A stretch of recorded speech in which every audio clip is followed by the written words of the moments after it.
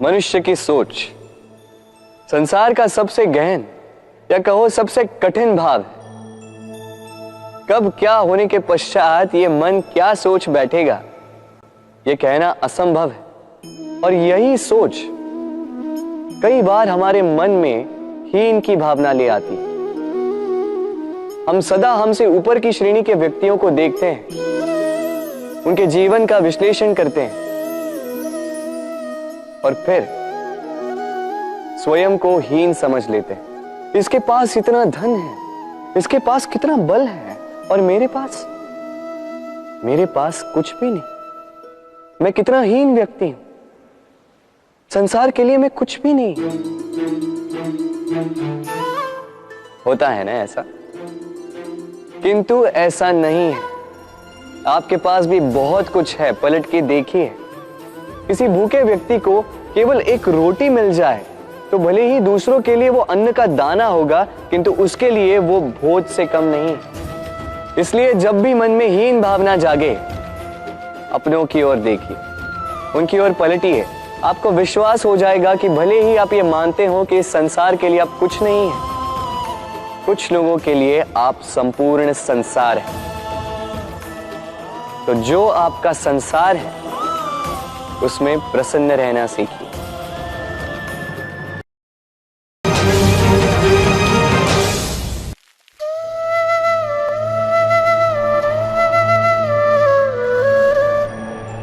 असमंजस में होंगे ना कि मैं क्या कर रहा हूं, क्या लिख रहा हूं, देखना चाहेंगे?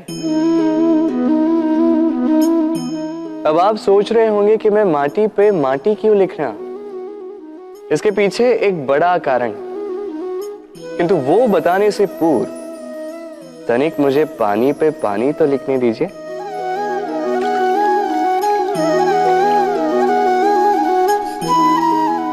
क्या हुआ? जो मैंने लिखा वो दिखाई क्यों नहीं दे रहा? तो ये रहा आपके पहले प्रश्न का उत्तर। माटी पर माटी लिखना कितना सरल है, उतना ही कठिन है पानी पर पानी लिखना। संबंध भी कुछ इसी प्रकार होते हैं। बनाते समय माटी पर लिखने जितने सरल और निभाते समय पानी पर लिखने जितने कठिन। अब प्रश्न ये उठता है कि पानी पे लिखा कैसे जाए।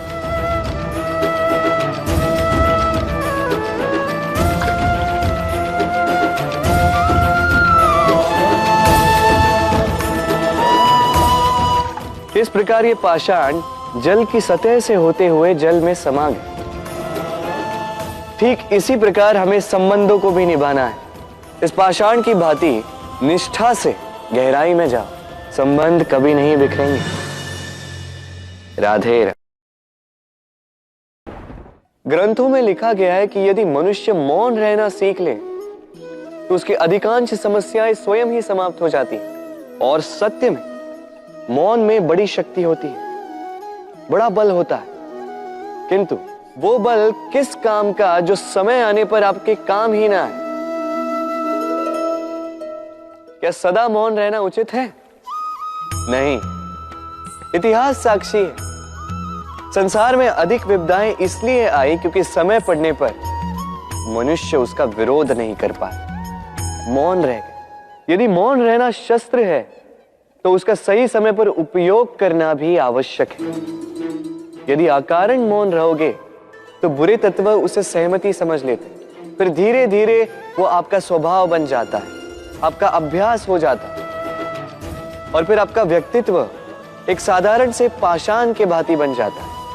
अपनी वाणी का आवश्यकता पड़ने पर सदुपयोग कीजिए। वाणी को कब वश में रखना है और कब मौन नहीं रहना है, इससे भी अधिक महत्वपूर्ण है ये समझना कि उसे कब तोड़ना है। राधे राधे।